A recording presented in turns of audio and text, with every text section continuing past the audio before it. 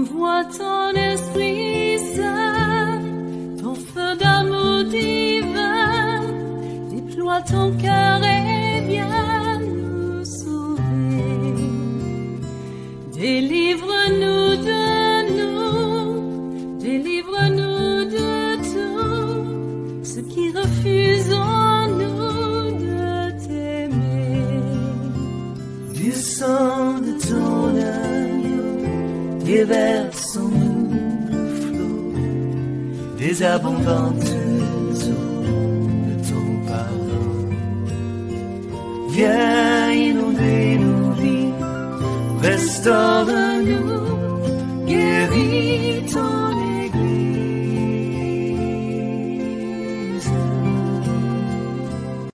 Je vous salue dans le nom puissant de notre Seigneur Jésus-Christ de Nazareth. Je suis Hervé Lébar, serviteur de Dieu, du ministère Restauration de l'Église pour le réveil et le retour du Seigneur Jésus. Et c'est avec un plaisir, un grand plaisir que je me retrouve devant vous pour partager avec vous notre ministère et notre appel. Nous voulons partager ce que le Seigneur nous a dit durant plusieurs années à travers notre ministère. C'est tout un message que nous voulons partager avec vous. Tout un enseignement que nous voulons partager avec vous. L'enseignement que, sinon les enseignements que le Seigneur nous a donnés par rapport à un but précis, afin d'apporter cela à une cible bien précise. Nous notons que le message dont il est question n'est pas un message que nous avons eu pendant une nuit, je dirais, lorsque nous dormions, mais c'est un message que le Seigneur nous a donné durant plusieurs années. Depuis, nous dirons, 20 ans que le Seigneur nous parle d'une situation, d'une problématique, d'un problème particulier, afin d'apporter cela au corps du Christ. Bien entendu, nous voulons parler au corps du Christ, nous voulons parler à l'Église. C'est tout un message que le Seigneur nous a donné afin que nous puissions vous l'apporter. Alors que le nom du Seigneur soit béni, que le Seigneur vous bénisse. C'est toute une série d'enseignements, je dirais, sinon toute une série peut-être d'échanges, je dirais, mais nous allons apporter, n'est-ce pas, à votre tentation toutes les paroles que le Seigneur nous a confiées depuis plus de 20 ans maintenant. Et nous voulons utiliser plusieurs moyens, plusieurs canaux afin d'apporter la parole de Dieu à l'Église. Notre but ici n'est pas de faire une Église. Notre but ici n'est pas forcément de nous trouver, n'est-ce pas, des fidèles et des chrétiens, nous voulons le préciser. Nous voulons également préciser ceci. En réalité, par rapport à ce que le Seigneur nous a dit, nous n'avons pas, n'est-ce pas, pour but de créer forcément une communauté, n'est-ce pas, telle que nous les voyons. Notre but, c'est de parler à l'Église. Notre but, c'est de parler au cœur, n'est-ce pas, de l'Église, au peuple de Dieu. Parce que Dieu a un message en particulier qu'il nous a donné à travers, n'est-ce pas, notre ministère. Et donc nous avons un objectif à atteindre. Et nous croyons que lorsque le Seigneur reviendra, et lorsque le Seigneur nous jugera ou nous récompensera, le Seigneur ne nous récompensera pas par rapport à nous concernant, par rapport au message que nous avons entendu du Seigneur, n'est-ce pas? Il ne nous jugera pas par rapport au nombre d'âmes que nous aurons apportées, mais plutôt par rapport au message que nous aurons, n'est-ce pas, délivré à l'Église. nous allons plutôt aller, n'est-ce pas, dans le contenu du message. Et nous allons prendre, je dirais, plusieurs jours, semaines, mois, même années, pour dire tout ce que le Seigneur nous a dit par rapport à l'Église. Et l'objectif, c'est quoi? L'objectif de notre message, c'est que le Seigneur Jésus revient. Nous savons que le Seigneur Jésus revient car c'est écrit, mais le Seigneur Jésus nous est apparu et il nous dit qu'il revient. Il a amené son message vers nous. Il a amené un ange vers nous pour nous le dire, afin que nous l'annoncions à l'Église, pour que l'Église puisse être prête, pour que l'Église puisse se préparer à la venue du Seigneur. Et parmi, n'est-ce pas, les messages, nous avons beaucoup de choses, comme par exemple, le Seigneur nous a fait comprendre qu'avant sa venue, il y aura, n'est-ce pas, un réveil. Alors, qui précédera sa venue. Donc, nous venons afin de vous parler de ces choses, afin qu'ensemble, nous préparions la venue du Seigneur. Nous voulions dire une chose. Nous voulons dire que le message que nous voulons apporter, c'est également un message d'un temps pour nous, selon que le Seigneur nous a dit, un temps nouveau. Lequel temps nouveau? Nous irons dans les détails pour expliquer ces choses. Nous prendrons, n'est-ce pas, la conversation que le Seigneur a eue avec cette femme samaritaine pour vous parler du temps dans lequel nous sommes. Mais préalablement, nous voulons vous dire ceci. Nous sommes une génération particulière. Et les temps ne passeront pas sans que quelque chose de particulier arrive sur cette terre. Nous sommes une génération particulière. C'est vrai, le Seigneur nous l'a dit. Mais nous pouvons également constater que nous sommes une génération particulière. Pourquoi? Nous sommes une génération particulière en ce sens que nous sommes l'une des rares générations. Depuis que le Seigneur est venu et qu'il est mort à la croix, il y a eu avant nous une seule génération comme nous. Après, il n'y a plus paru d'autres générations comme nous. Nous qui avons, cette génération qui avons vu un cycle de 1000 ans s'achever sur notre vie. Et nous avons vu également un autre cycle de 1000 ans commencer pendant que nous sommes encore vivants. Devant nous, à cette génération, l'an 2002, n'est-ce pas, est achevé. C'est un cycle, n'est-ce pas, d'un millénaire. Et ceux qui ont les yeux pour voir ces choses, les hommes spirituels comprennent ces choses, comprennent que l'an 2000, sinon 1000 ans, un cycle de 1000 ans, est un signe spirituel. Non seulement ça, mais nous avons vu un cycle de 1000 ans s'achever et un autre cycle de 1000 ans commencer avec nous. Par conséquent, les choses spirituelles sont en œuvre.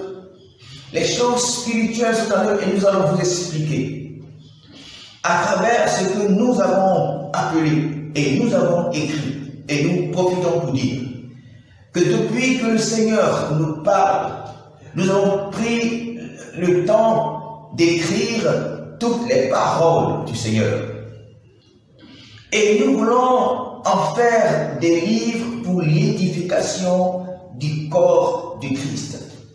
Surtout que le Seigneur nous a dit que nous parlons certes de l'Église, mais nous parlons à une génération particulière que je ne connais, que le Seigneur seul connaît. Alors nous avons écrit toutes ces paroles, nous avons écrit plusieurs sujets, plus de 1000 sujets concernant l'Église, concernant les ministères, concernant les appels, concernant la conversion, surtout concernant ce sujet particulier, notre premier sujet que nous avons traité, qui est la lecture spirituelle des choses que nous avons connues, n'est-ce pas, dans notre Église. Et donc, que nous avons appelé la lecture spirituelle de la crise dans notre pays. Pourquoi? Parce qu'au-delà des choses que nous avons vécues, il y avait la main de Dieu. Au-delà des choses que nous avons vécues, il y avait un message du Seigneur. Et le Seigneur nous, n'est-ce pas, a parlé de ce message que nous avons écrit. Pourquoi ces choses sont passées depuis 2000, depuis 99, 2000, les choses, même avant, n'est-ce pas, 99 et 2000, des choses spirituelles se préparaient. Des choses spirituelles se préparaient. Il y avait un enjeu spirituel et je peux dire, il y a un enjeu spirituel, n'est-ce pas, qui attend notre nation.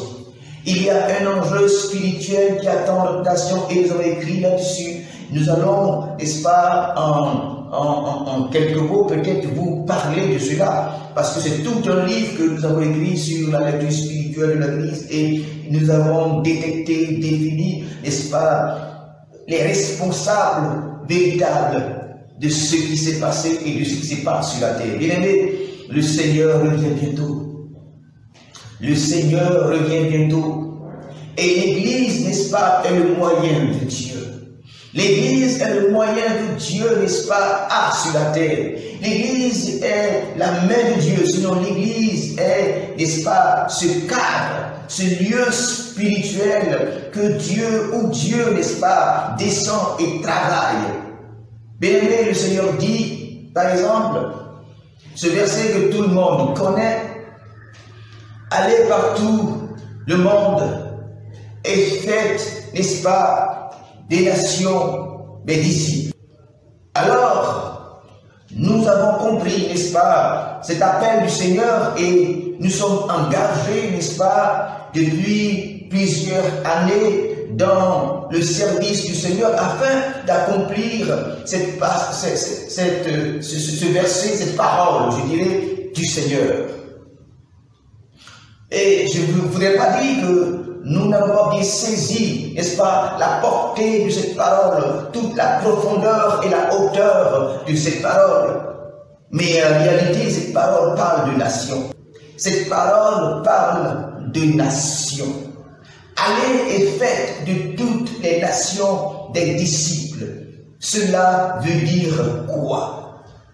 De façon littéraire, n'est-ce pas, et de façon je dirais, structurelle dans un premier temps, et de façon spirituelle, et dans le fond, dans la forme et dans le fond, cela, n'est-ce pas, brièvement, veut dire quoi? Cette parole, n'est-ce pas, du Seigneur, veut dire, allez et faites de toutes les nations, dans tous les pays, mes disciples, et nous parlerons en profondeur de cela. En réalité, il s'agit des pays.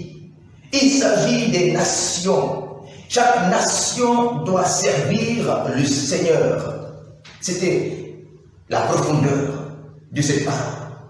Chaque nation doit servir le Seigneur. Et nous voulons travailler dans le but que notre nation, la Côte d'Ivoire, puisse servir le Seigneur. Mais comment est-ce qu'une nation peut servir donc le Seigneur? Est-ce que Dieu utilise les nations pour son service? Oui, bien entendu que Dieu utilise les nations pour son service. Et nous parlerons tout à l'heure, n'est-ce pas, des services dans le Seigneur des continents. Nous vous expliquerons, n'est-ce pas, comment les continents ont servi le Seigneur. Alors, si les continents servent le Seigneur, alors donc, les nations doivent servir le Seigneur. Mais comment est-ce que les nations doivent-elles servir le Seigneur? Les nations doivent servir le Seigneur à travers l'Église dans la nation. Les nations doivent servir le Seigneur conformément aux paroles que le Seigneur nous a dit. Les nations doivent le servir par rapport à la force par rapport à l'efficacité, par rapport à la puissance et par rapport à l'autorité de l'Église dans la nation. Une Église puissante à la gloire de Dieu est capable d'influencer sa nation, car Dieu vient et il opère dans l'Église afin d'influencer la nation. Une Église puissante, une Église mature, une Église accomplie doit influencer sa nation. Voici pourquoi nous travaillons à ce ministère, afin que l'Église, n'est-ce pas, puisse influencer sa nation. Et également, nous travaillons à ce ministère selon que le Seigneur nous a dit. Et nous croyons que le Seigneur a disposé plusieurs fils du royaume afin d'accomplir, n'est-ce pas, ensemble ce but. Notre nation doit servir le Seigneur. C'est pourquoi nous servons le Seigneur dans ce ministère. Pas pour réaliser un ministère. C'est l'une des choses dont le Seigneur également nous a parlé. Aujourd'hui, les ministères sont, n'est-ce pas, des projets pour la plupart, je dirais, des hommes de Dieu. Or, c'est une erreur. Un ministère n'est pas un projet en termes de but à accomplir. Un ministère n'est pas un projet de Dieu en termes de but à accomplir. Un ministère est un moyen que Dieu donne à son serviteur afin de travailler pour l'édification de l'Église. Le ministère donc est un moyen. Le ministère, c'est un moyen que Dieu te donne à toi, serviteur de Dieu, pour faire quelque chose. Et donc, le but n'est pas de travailler à son ministère, construire son ministère, édifier son ministère, c'est-à-dire le but n'est pas de payer des pianos, de payer des batteries, avoir un bon groupe musical et de faire des activités ministérielles. Avoir, n'est-ce pas, une puissance économique et beaucoup de matériel, n'est-ce pas, de biens, de voitures, de terrains, n'est-ce pas, une grande construction. Ce n'est pas le but des ministères. Un ministère, c'est la puissance, la capacité que le ministère a afin d'influencer pour la gloire de Dieu, afin d'influencer là où elle est. Vous voyez, des ministères peuvent être regroupés dans un domaine précis, dans un village, dans un quartier, et le quartier et le lieu demeurent même chose avant que les ministères deviennent s'implanter. Le but du ministère, c'est d'influencer l'Église. C'est important de comprendre ces choses, et ce sont de ces choses-là que nous allons, n'est-ce pas, parler. Il est bien de comprendre. Il est bien de comprendre que les ministères, n'est-ce pas, que Dieu nous donne, ne sont pas le but, ne sont pas l'objectif. L'objectif, c'est l'Église. Alléluia. Il faut comprendre que ton ministère, puissant soit-il, ne peut avoir l'autorité de l'Église. L'Église est définie, comme je le dis, par un lieu défini géographiquement. C'est-à-dire, s'il y a des ministères là où tu es, tu opères, Dieu voit l'Église, n'est-ce pas, et ton ministère y compris parmi tous ces saints et tous ces ministères dans le lieu. Par conséquent, ton Église ne peut pas être plus puissante que la collectivité, n'est-ce pas, définie en termes d'Église.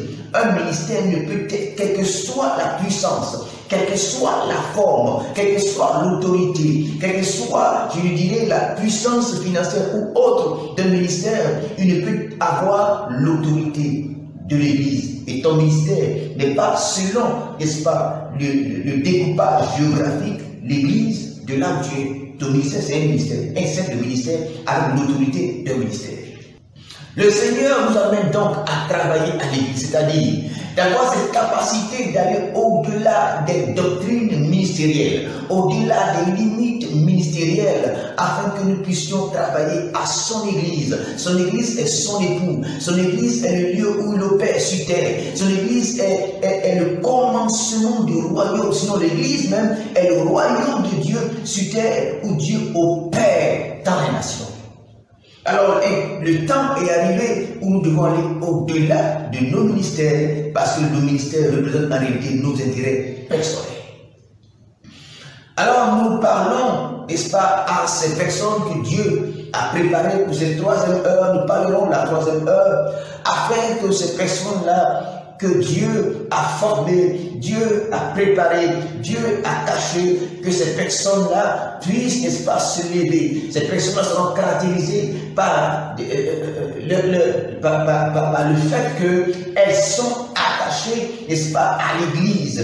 Elles prient pour l'Église, travaillent pour l'Église, œuvrent pour l'Église, et non directement dans une délimitation, n'est-ce pas, communautaire, fondée sur une doctrine particulière. C'est à cela que nous parlons. Le temps est arrivé afin que les choses, n'est-ce pas, que le Seigneur voit. Nous avons vu un réveil, et nous allons travailler à ce réveil-là. Nous avons vu un réveil qui prépare la venue du Seigneur.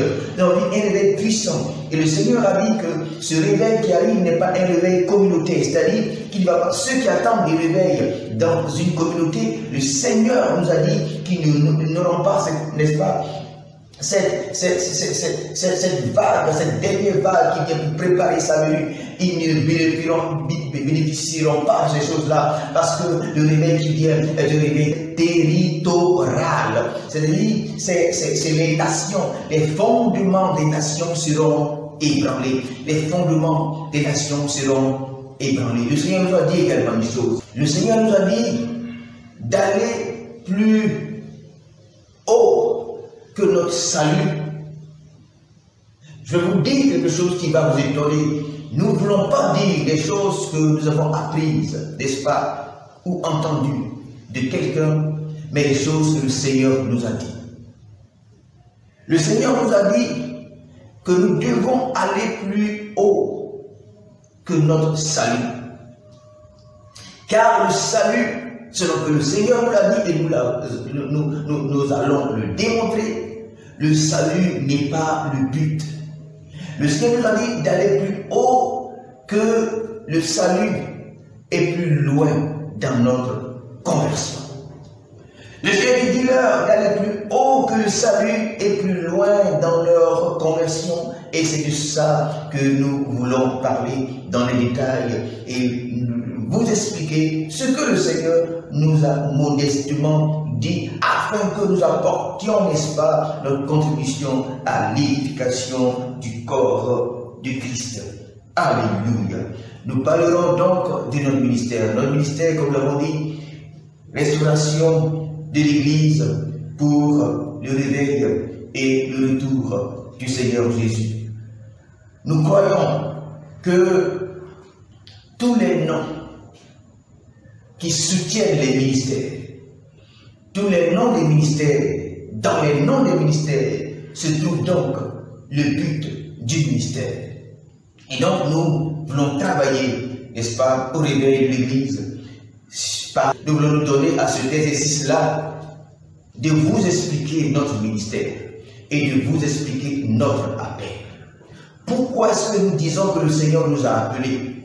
Pourquoi nous disons que nous avons un ministère? Il faut que nous expliquions ces choses-là, afin que chaque serviteur de Dieu puisse avoir cette capacité d'expliquer son appel et son ministère à ses chrétiens, pour qu'ils puissent les défendre.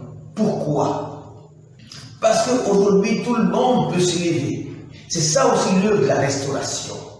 Il y a beaucoup de choses dans l'Église. Il y a beaucoup de choses que nous voyons qui ne sont pas vraiment normales et qui empêchent réellement l'Église de se lever et l'Église d'atteindre le but pour lequel Dieu l'a appelé. Chaque nation, chaque Église de sa nation, n'est-ce pas, a un but précis pour lequel Dieu l'a appelé. Et nous, c'est à cela, nous voulons travailler, nous voulons sensibiliser, parler au cœur, n'est-ce pas, de l'Église, au cœur des serviteurs de Dieu, au cœur, n'est-ce pas, des chrétiens, afin que nous puissions comprendre pourquoi est-ce que Dieu nous a suscité et la mission pour laquelle Dieu a suscité notre Église.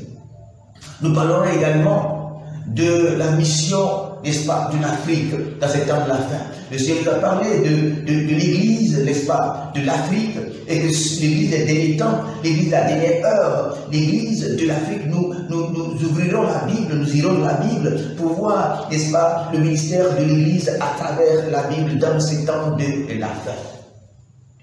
Alors, bien aimé, que le nom du Seigneur soit béni.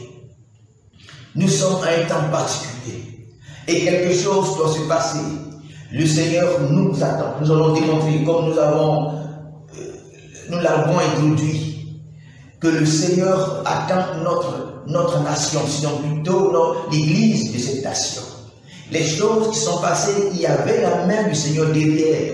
Selon que le Seigneur dit, si mon peuple, sur qui mon nom est invoqué, mon peuple, sur qui mon nom est invoqué dans cette nation, si ce peuple-là s'humilie, si ce peuple-là prie, si ce peuple-là cherche ma face, si ce peuple-là se répand, n'est-ce pas, de ses péchés, moi, Dieu, du haut des cieux, je le répondrai. C'est au peuple sur qui est évoqué le nom de Jésus qu'il répondra. Si ce peuple-là, c'est lui qui répondra. Selon qu'il dit si deux accords pour lier, alors il le fera. Il attend que l'Église, n'est-ce pas, il attend que l'Église élève pour que lui il réponde. Bien aimé, je vais expliquer que Dieu ne nous a pas répondu. Nous, Église, nous sommes mis à part. Nous avons prié, nous avons resté dans les versets bibliques, dans les rues, dans la télé. Nous allons vous expliquer que le Seigneur n'était pas avec nous. Et le Seigneur n'est pas encore avec nous aujourd'hui. Le Seigneur n'était pas avec nous hier.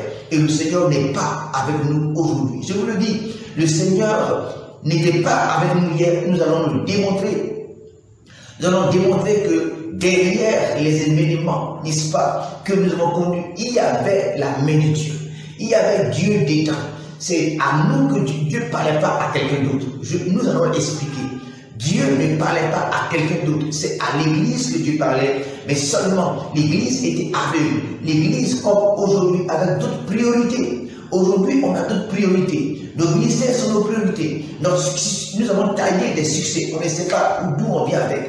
Des succès ministériels qui n'ont rien à voir avec le Seigneur. C'est de ça que nous allons parler. C'est de ces choses-là que nous allons parler. Et surtout, nous parlerons du royaume de Dieu. Le message du Seigneur Jésus, c'était le royaume de Dieu. Le message du Seigneur Jésus, c'était le royaume de Dieu. Il ne prêchait que le royaume de Dieu, message que nous ne prêchons pas aujourd'hui. Le royaume de Dieu, ce qui s'est passé dans notre pays est une réalité du royaume de Dieu. Quelque chose se passe dans le ciel. Nous devons être en accord. Nous devons être en accord avec le ciel de Dieu, afin que les choses que Dieu veut pour notre nation arrivent. C'est ça la crise que nous vivons. Et c'est de ça que nous allons parler, pour vous interpeller, pour nous interpeller, afin que nous puissions atteindre ensemble, n'est-ce pas, le but du Seigneur dans notre nation. Afin d'atteindre le but du Seigneur dans notre nation. Comme je dis, nous, notre ministère, c'est de travailler pour que, n'est-ce pas, le but du Seigneur de cette nation se réalise. Alléluia. Et comme nous l'avons dit, nous voulons donner la main d'association à tous ceux qui ont un fardeau pour ce pays, à tous ceux qui ont un fardeau pour surtout l'Église, pour tous ceux qui regardent plus à l'Église qu'à leur propre vie, plus à l'Église qu'à leur propre succès, plus à l'Église qu'à leur propre ministère, plus à l'Église, n'est-ce pas, qui regardent plus à l'Église qu'à leur propre intérêt ministériel ou autre. Nous voulons créer, n'est-ce pas, une plateforme, une chaîne, un mouvement particulier pour que nous puissions prier jusqu'à ce que nos yeux puisse voir l'accomplissement de l'œuvre de Dieu dans notre pays. Car des prophètes ont prophétisé sur notre pays et nous vont travailler. Nous vont travailler afin que ces prophéties-là puissent s'accomplir sur notre pays. Que le nom du Seigneur soit béni.